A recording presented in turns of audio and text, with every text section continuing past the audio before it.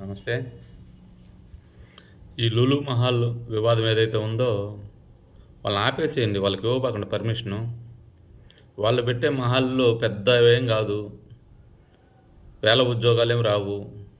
మహా అంటే 3 దిక్కలు పెడితే 3 దిక్కల్లో ఒక మహా అంటే ఒక 300 ఉద్యోగాలు వస్తాయేమో, లేకపోతే అంతకంటే ఎక్కువేం రావు. దానివల్ల ప్రజలకు ఒరిగేదేం లేదు. వాళ్ళు పెట్టే మహల్ ఏదైతే ఉందో ఇప్పుడు మన జిల్లాల్లో అన్ని దిక్కల్లో ఉన్నాయి. థియేటర్స్ ఉన్నాయి, షాపింగ్ మాల్స్ ఉన్నాయి, అన్నీ ఉన్నాయి.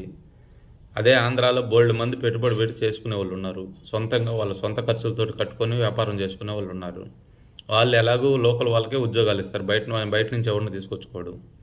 అదే లుల్లు మహల్ వాడైతే వాడికి సంబంధించిన వాళ్ళని బయట నుంచి తెచ్చుకొని పెట్టుకుంటాడు. మళ్ళా వాడికి స్థలం ఇవ్వడము, వాడు పెట్టిన కండిషన్లకు ఒప్పుకోవడము, గవర్నమెంట్ రాయితీలు ఇవ్వడము, ఇవన్నీ అవసరం ఏముంది?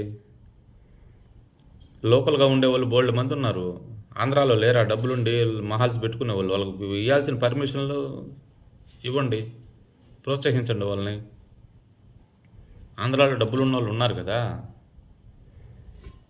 వాళ్ళు సొంతంగా వాళ్ళే స్థలం కొనుక్కుంటారు, వాళ్ళే కన్స్ట్రక్షన్ చేసుకుంటారు, వాళ్ళే స్థాపిస్తారు, వాళ్ళే లోకల్ వాళ్ళకి మొత్తానికి ఉద్యోగాలు ఇస్తారు. వాళ్ళు ఏదైతే స్థాపిస్తారో దాంట్లో మొత్తం లోకల్ వాళ్ళే ఉంటారు జాబ్స్. ఇంకంతకంటే ఏం కావాలి? వాళ్ళు అవాయిడ్ చేసేస్తే బెటర్ కదా. వాళ్ళ వల్ల ఒరిగేది ఏముంది? దానికి వాళ్ళ ముగ్గురికి ఇచ్చే వాళ్ళకి 3 ప్లేసులు ఇచ్చే స్థలాన్ని ఇంకొకటికన్నా ఒక ఫ్యాక్టరీకి ఇస్తే పనికి వస్తుంది కదా.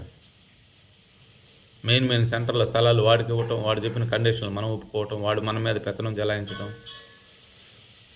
మన రాష్ట్రానికి అభివృద్ధి అవసరం, కరెక్టే, ఎలాగో అవుతుంది, ఇబ్బంది లేదు. ఎందుకంటే వేగంగా అవ్వాల్సిన అవసరం లేదు, జరుగుతూ ఉంది. కానీ ఎవడన్నా తీసుకొచ్చి మన నెత్తి మీద కూర్చోబెట్టుకోవాల్సిన అవసరం లేదు. వాడిని క్యాన్సిల్ చేసి వాళ్ళు వద్దని చెప్పండి. ఆంధ్రాలో లేకపోతే లేకపోయింది, వాడు ఏడో పెట్టుకుంటాడు, ఏడో బతుకుతాడు.